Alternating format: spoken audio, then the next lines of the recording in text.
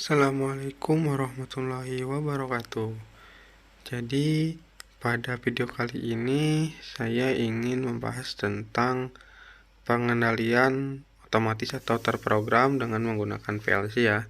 Jadi sebelum kita lanjut ke apa itu kendali otomatis atau terprogram, jadi kita harus tahu dulu kendali manual. Kendali manual itu adalah sebuah kendali yang menggunakan alat berupa saklar mekanik. Nah, saklar mekanik itu seperti apa? Contohnya saklar TPDT, TPST, dan lain-lain. Seperti pada sistem penerangan yang manual, masih menggunakan saklar yang manual ya. Nah, kemudian setelah adanya kendali manual, seiringnya zaman, kendali itu mulai masuk ke kendali semi otomatis dengan adanya sebuah saklar, yaitu berupa saklar elektromagnetik. Makanya kendali semi otomatis ini merupakan sebuah pengendali yang menggunakan alat kendali semi otomatis, yaitu berupa saklar magnetik tadi ya, seperti kontaktor, kemudian relay, dan lain-lain. Dan sistem kerjanya pun masih mengoperasikan operator walaupun sedikit ringan seperti tombol start dan stop. Nah, kemudian muncul lagi sebuah inovasi baru untuk memudahkan sebuah kendali supaya meminimalisir pekerjaan operator ya, yaitu muncullah sebuah kendali yang otomatis atau terprogram.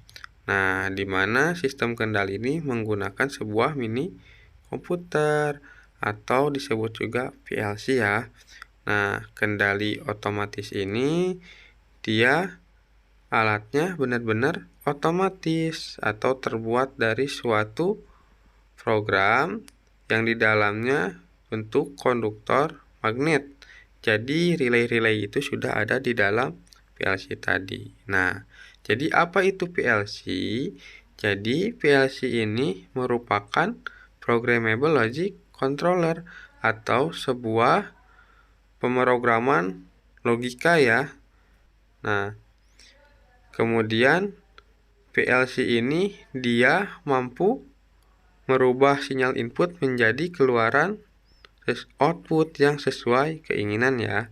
Nah, di sini ada juga merek-merek PLC ya dan jenisnya. Jadi PLC ini tidak dalam satu produk. Jadi sudah berbagai produk dari PLC ini seperti Allen Bradley, Siemens, Omron, Schneider, dan Mitsubishi.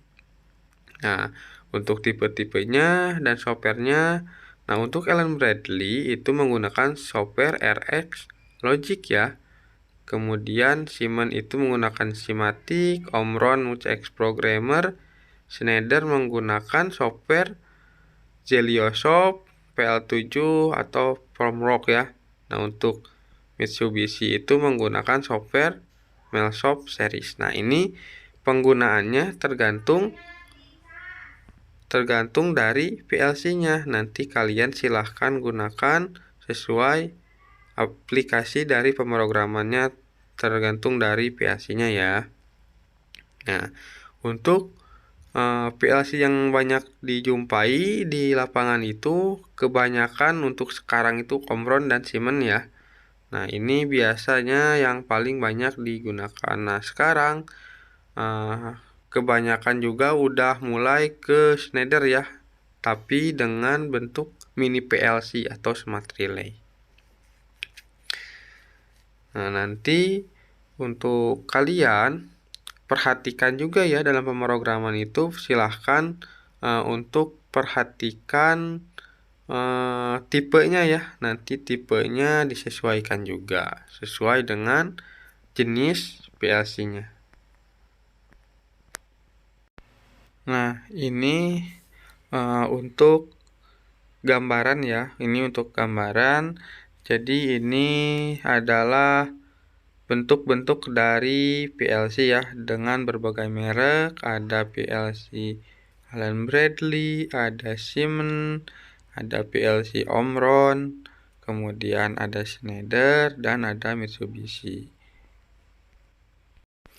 Untuk operasi dasarnya, PLC itu ada yang namanya input ya, ada input, kemudian center unit processor, ada modul output, ada programming, dan operasi interface. Nah, jika kita urutkan, nah jadi PLC ini dia adalah suatu komponen yang udah kompleks ya. Jadi yang pertama itu ada input modul. Input modul ini tadi sudah dijelaskan ya, dia sebagai pemberi sinyal luaran. Jadi jika operasinya itu berdasarkan input dulu. Jadi inputnya seperti apa, kemudian dia masuk ke dalam Central Processing Unit, di mana data sebelumnya sudah disimpan, termasuk dari program dispatch dan operator interface ya. Nah, kemudian diolah, sudah diolah, nah nanti akan menghasilkan sebuah sistem keluaran, termasuk yang sudah diprogram ya. Jadi sesuai apa yang sudah diperintahkan. Jadi sistemnya ini sudah otomatis. Contohnya input modul di sini adalah sebuah sensor suara misalnya. Jika sensor suara ini dia mendeteksi suara berdasarkan perintah, contohnya tolong bukakan pintu. Nah, secara otomatis nanti sistemnya sudah diprogram dan akan menghasilkan output. Jika dia ada suara seperti tadi, maka outputnya berupa motor akan membuka gerbang misalnya, ataupun sensor water level, ketinggian air. Misal jika ketinggian air sudah mencapai maksimal dan terdeteksi oleh input atau tadi sensor water level tadi, maka pompa air akan berhenti. Ataupun jika si water levelnya menyentuh batas bawah, maka motor akan bekerja dan memompa air. Misalnya seperti itu ya, dan masih banyak lagi. Sistem ini banyak digunakan di industri ya, atau PLC ini sudah banyak digunakan PLC karena lebih efisien dan sistem kerjanya pun bisa otomatis. Makanya itu PLC ini sudah menggantikan sistem-sistem tadi ya, berupa saklar-saklar semi otomatis atau sistem-sistem yang semi otomatis. Nah, untuk mudahkan kita dalam membedakan input dan output, jadi fungsi modul input itu yang pertama tadi ya, sebenarnya sudah dijelaskan bahwa fungsi input itu dia mendeteksi sinyal dari luar sistem, kemudian melakukan pengubahan dari kontrol voltage ke logic ya, kemudian melindungi komponen elektronik yang sensitif dari eksternal voltage, kemudian screening sinyal akibat adanya interferensi ya. Nah, itu fungsi input. Kemudian apa fungsi outputnya?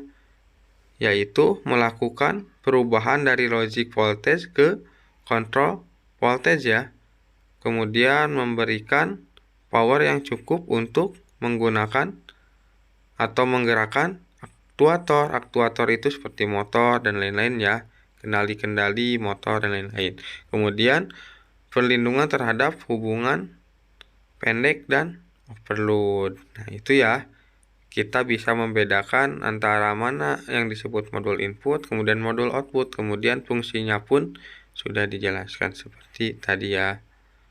Untuk contohnya, di sini kita sudah ada misal input yang pertama itu contohnya push button. Dia memberikan sinyal ya, berupa perintah walaupun masih on dan off ya. Kemudian adanya selector switch, limit switch, proximity, kemudian nanti juga misal contoh bentuk yang sensor analog itu seperti sensor cahaya, sensor suara, dan masih banyak lagi ya. Yang intinya input itu dia memberikan sinyal atau nanti yang akan memberikan perintah. Nah, selain modul input ada juga modul output seperti indikator, signal kolom, relay, dan motor starter. Nah, ini kemudian apa keuntungan dan kekurangan menggunakan PLC? Nah, keuntungannya PLC ini ukurannya dia kecil dibandingkan dengan hardware wire ya. Kemudian dia mudah dan cepat untuk melakukan perubahan, misal adanya error, kita mudah untuk merubah sistem dari rangkaiannya. Misal yang ketiga itu ada PLC memiliki diagnostik terintegrasi dan fungsinya dapat berganti-ganti. Jadi kita mudah dalam melakukan diagnostik dan penggantian ya kayak tadi. Kemudian diagnosanya dia terpusat.